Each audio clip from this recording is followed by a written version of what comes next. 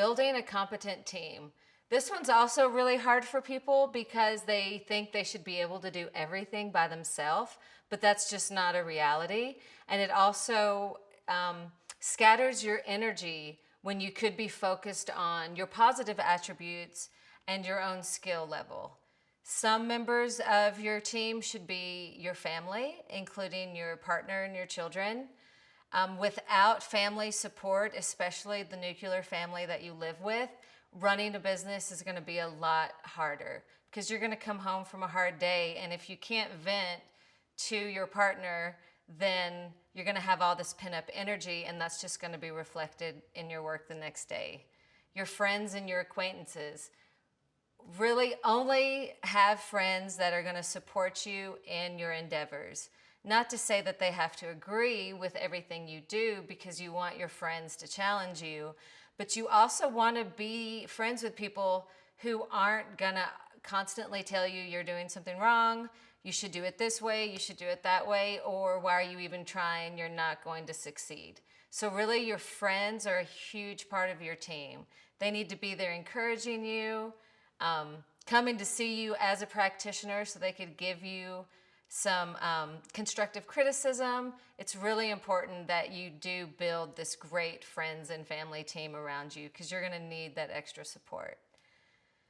Now for the business team that you need to have, if you are not a graphic designer or someone who knows how to develop a great website, get a web designer.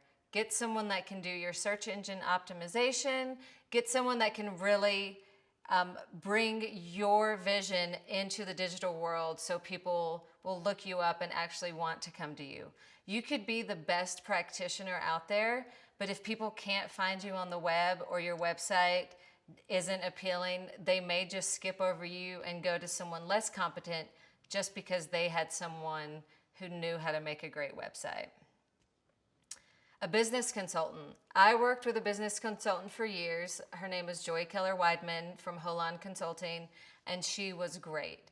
It's not shameful to ask for business help.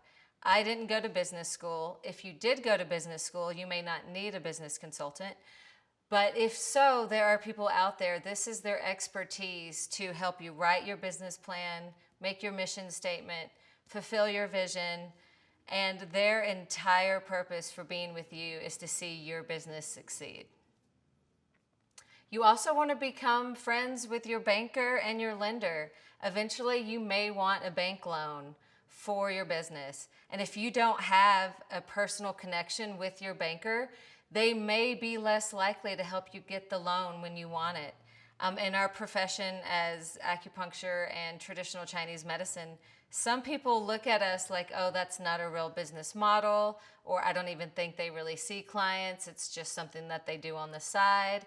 So the more you actually walk into the bank and not just do direct deposits or go put your deposits through the ATM, you're going to create a relationship with your banker and with your lender.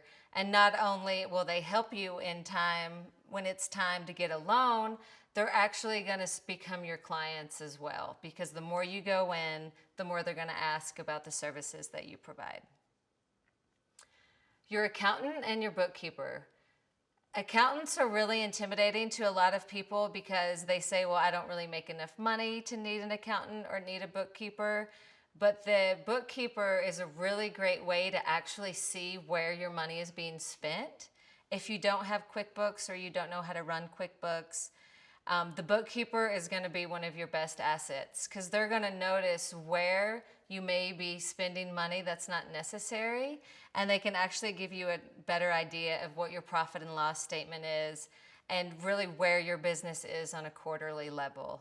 Some of us don't care about monetary, where our business is on the quarterly level, but it's really important for long-term longevity of your business to know how you're spending money and where you can save money. The next person in your team is an attorney. And attorneys are someone that most people don't want to talk to, but I found it extremely helpful to have an attorney to ask legal questions with, business questions, or really they can give you advice on all sorts of business dealings. You can have an attorney on retainer, or you can just pay them by the hour if you need to use their services for a short period of time. Also, a realtor is a great person to have on your team. A realtor can really help you not only find the right location for your business, but also be able to tell you when something new may be coming up that they know that you're going to be interested in. Your insurance agent. As practitioners, we have malpractice insurance, and we also have insurance on our actual location. I find that insurance agents are great not only for a source of information, but they also end up becoming your clients in the end. And other professionals in your field.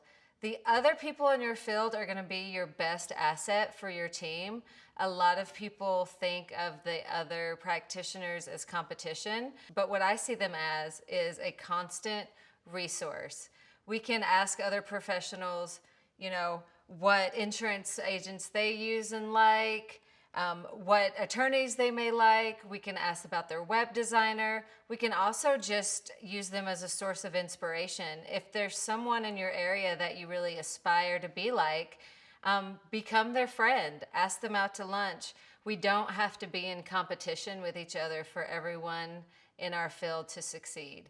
So I really encourage you to build a very competent team.